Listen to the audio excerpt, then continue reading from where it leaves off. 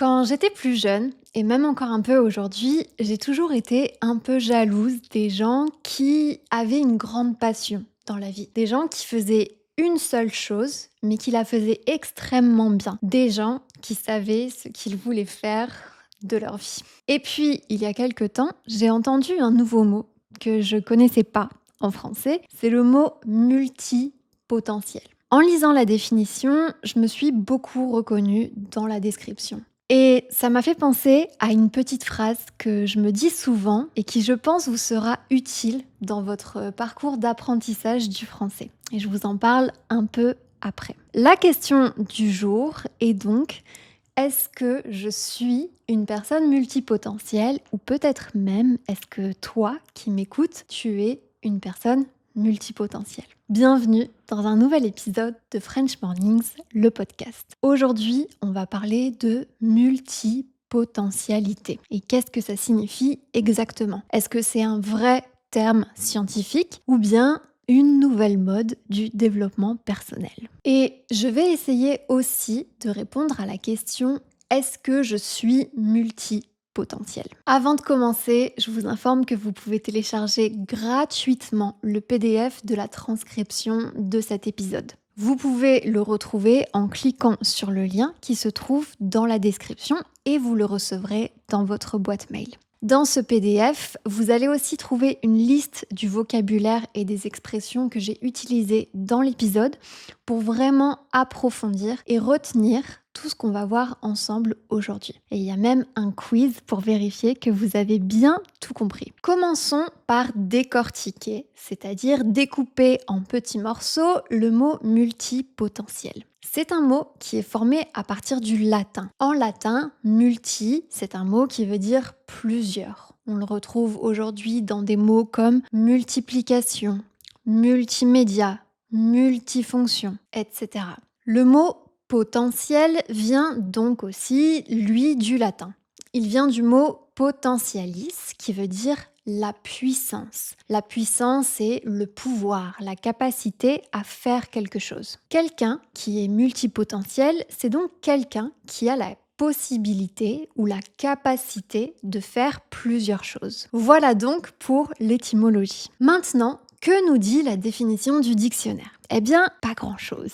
J'ai cherché dans les principaux dictionnaires français les plus utilisés, le Robert et le Larousse. Ce sont les deux dictionnaires de référence en français, mais ces mots n'y sont pas. On ne trouve pas multipotentiel, on ne trouve pas multipotentialité. Alors évidemment, c'est pas parce qu'un mot n'est pas dans le dictionnaire qu'il n'existe pas ou qu'on n'a pas le droit de le dire.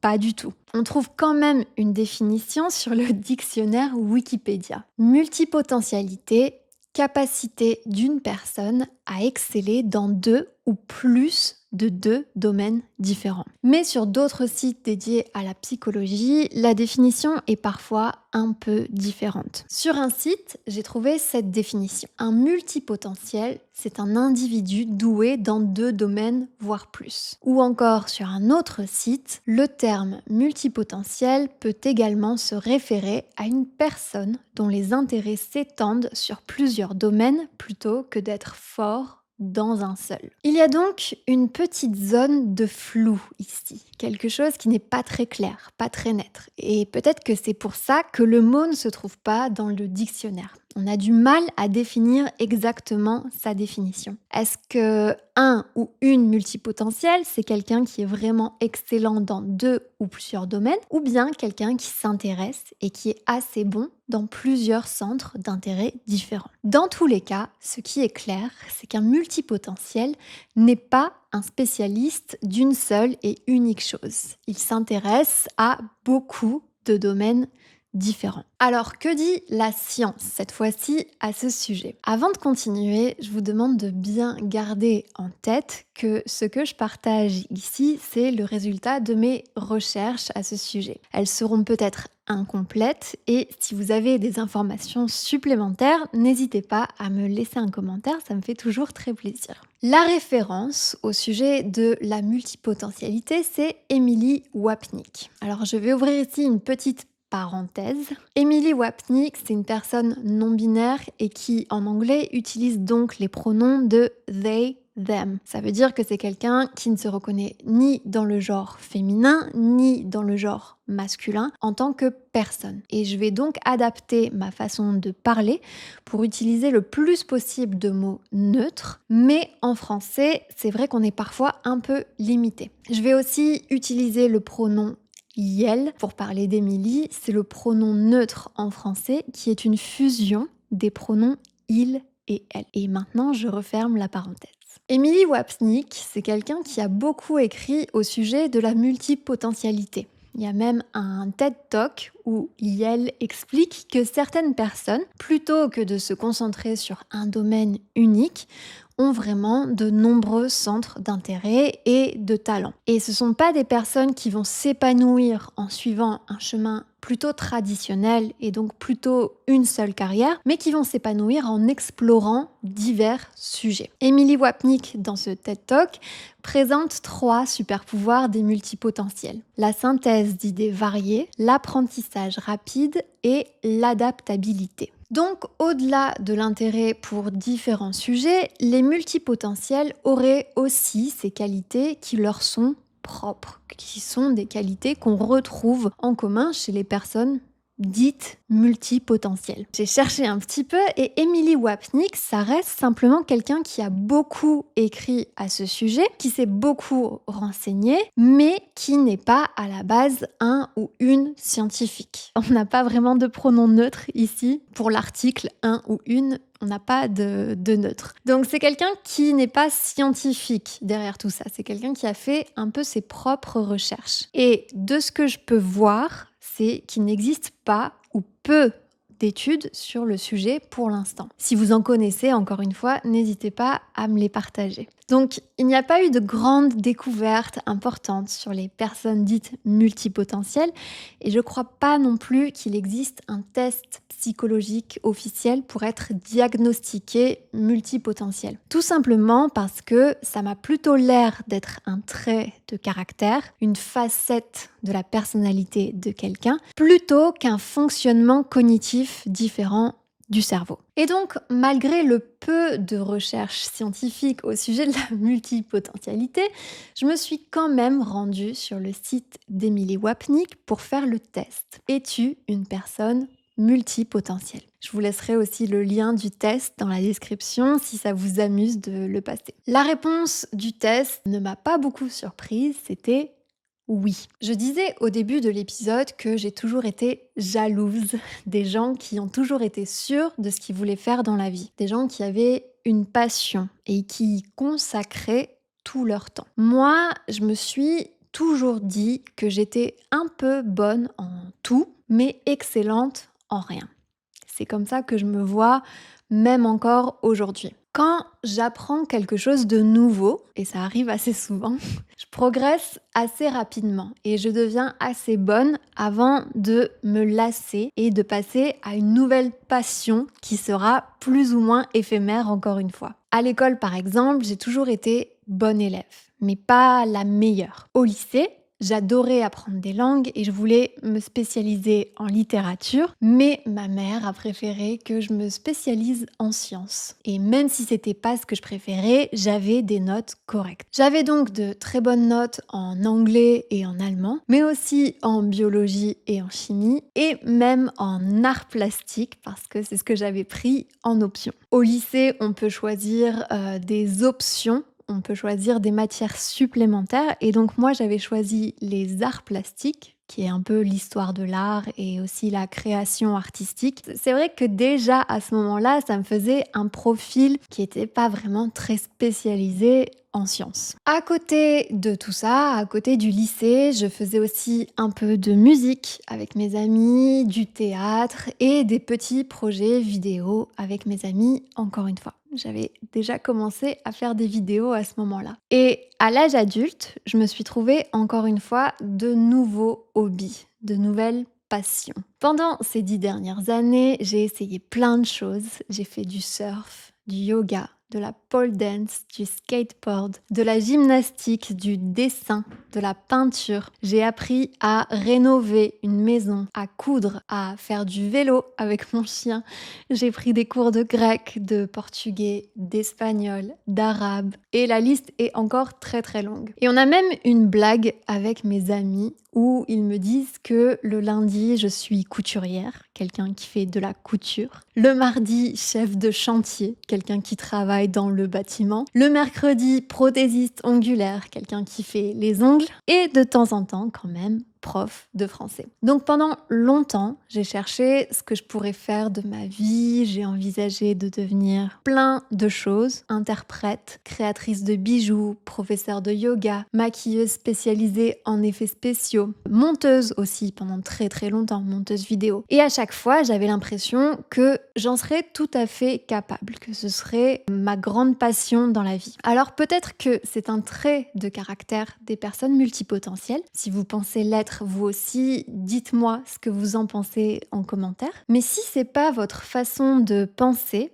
votre façon de réfléchir, je pense que c'est quelque chose dont il faut essayer de s'inspirer de manière générale dans la vie. Il faut se dire qu'on est capable de faire plein de choses différentes. Et c'est particulièrement valable aussi quand on apprend une langue. Quand on apprend une langue, il faut surtout pas se dire « je ne sais pas parler français » ou bien « je ne comprends pas les Français qui parlent vite » et rester là-dessus. Il faut plutôt se dire « je sais pas encore parler français » ou bien « je ne comprends pas encore les Français qui parlent vite ». Ça laisse une marge de progression. Et c'est la petite phrase que je me dis à chaque fois que j'ai envie de commencer quelque chose de nouveau. Donc, je ne me dis pas « je ne sais pas le faire, donc je n'essaye pas », mais plutôt « je ne sais pas encore le faire, donc je vais essayer et on va voir ce qui va se passer ». En pensant de cette manière, on se croit un peu capable de tout et on devient aussi presque inarrêtable dans la vie. On a l'impression que tout est possible. Après, il y a vraiment des moments où on n'y arrive pas, où on pensait être capable de faire quelque chose, mais finalement on bloque, on se retrouve face à un obstacle qu'on n'arrive pas à franchir, on n'arrive pas à passer par-dessus. Mais dans ce cas-là, c'est la même chose. Ne vous dites pas « je ne sais pas »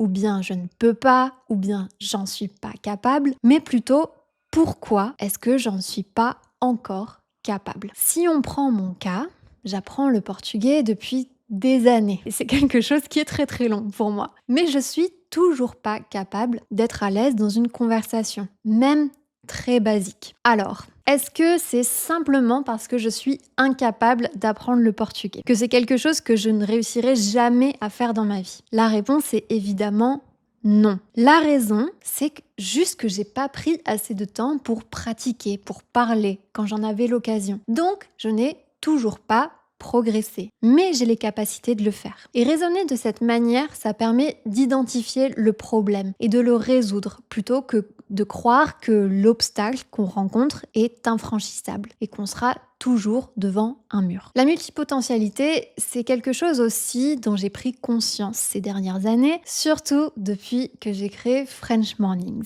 Une des caractéristiques des personnalités multipotentielles, c'est aussi de s'ennuyer très vite au travail. Surtout si on leur donne des tâches répétitives, des tâches qui sont toujours les mêmes. Et c'est ce qui m'est arrivé pendant plusieurs années quand je travaillais à Paris dans l'audiovisuel. J'ai travaillé pour la télévision, pour le cinéma, etc. Et travailler dans l'audiovisuel, c'est assez spécial parce qu'on travaille en général avec des contrats très courts, sur des courtes périodes. On peut travailler seulement une journée si on a besoin de nous, ou bien quelques mois, le temps de tourner une émission. Et quand l'émission s'arrête, ou bien quand le film est terminé, notre contrat aussi est terminé. On doit retrouver du travail. Donc, quand je travaillais dans l'audiovisuel, je cherchais souvent un nouveau travail dès que mon contrat précédent s'était terminé. J'ai eu vraiment des dizaines et des dizaines de contrats et à chaque fois que j'en trouvais un nouveau, j'étais trop contente. Je pensais que ça allait tout changer pour ma carrière, que j'allais travailler sur des projets de fou, que j'allais jamais me lasser, que j'allais jamais en avoir marre, mais ça se passait pas comme ça. Au bout de 2 semaines, en général, j'en avais déjà marre, j'avais envie de changer et j'avais envie de travailler sur autre chose. Avec French Mornings, c'est complètement différent parce que tout ce que je fais n'a rien de répétitif. Quand j'ai commencé et que j'avais personne dans mon équipe pour m'aider, je devais absolument tout faire moi-même. Et même si c'était très très intense, j'ai vraiment adoré. Je devais écrire, filmer, monter les vidéos pour ma chaîne YouTube, écrire et faire des recherches pour mon cours de prononciation, traduire les sous-titres de mes vidéos du français à l'anglais, faire du graphisme pour créer des visuels pour mes cours, pour YouTube et apprendre aussi énormément de choses pour gérer un business qui est ensuite devenu un vrai travail et qui m'a donné beaucoup de stabilité. Donc toute cette période, ça a été vraiment très très intense, mais je me suis jamais ennuyée une minute. C'était extrêmement créatif. Finalement, aujourd'hui, c'est toujours le cas, même si mon équipe s'est agrandie, même si je ne suis plus seule et qu'ils m'aident beaucoup au quotidien, je fais toujours beaucoup de tâches complètement différentes. Et par exemple, écrire et enregistrer cet épisode de podcast, ça en fait partie. C'est pour ça qu'on dit que les personnes multipotentielles peuvent faire de bons entrepreneurs. Quand on est entrepreneur, on doit tout faire soi-même, surtout au début. En français, on dit qu'on doit avoir plusieurs casquettes. Une casquette, c'est un petit chapeau avec une visière qu'on met pour se protéger du soleil. Et les joueurs de baseball portent tous des casquettes, par exemple. Donc, quand on est entrepreneur, on a plusieurs casquettes. La casquette du créateur, du graphiste, du monteur, du comptable, etc. C'est très très très varié. Et pour l'instant, je pense vraiment que c'est ce qui me convient le mieux. Je suis devenue un peu moins jalouse des personnes qui ont une passion depuis toujours et qui l'ont suivie. Et en plus, pour ma génération, je pense que la vision de la vie est un peu différente. On envisage moins de faire le même métier toute sa vie. Parce que l'idée de faire le même métier pendant des dizaines d'années, c'est quelque chose qui nous paraît interminable. Donc aujourd'hui, je trouve finalement que j'ai de la chance. Je me dis que la vie sera sûrement trop courte pour faire tout ce que j'ai envie de faire. J'aurai sûrement pas le temps de devenir maquilleuse en effets spéciaux ou biologiste marine ou même archéologue, mais c'est pas grave, je l'accepte. Je me dis aussi que dans la vie, je deviendrai sûrement excellente en rien, mais qu'au moins, je m'ennuierai jamais et que ma vie sera riche en expériences. Merci d'avoir été au rendez-vous avec ce nouvel épisode. J'attends vos commentaires pour savoir si vous vous retrouvez dans ce profil de personnes multipotentielles ou si au contraire vous avez la chance d'avoir une grande passion dans la vie. N'oubliez pas de télécharger le PDF avec la transcription et le vocabulaire de l'épisode pour continuer à pratiquer. Je vous encourage vraiment à le faire et je vous dis à très bientôt.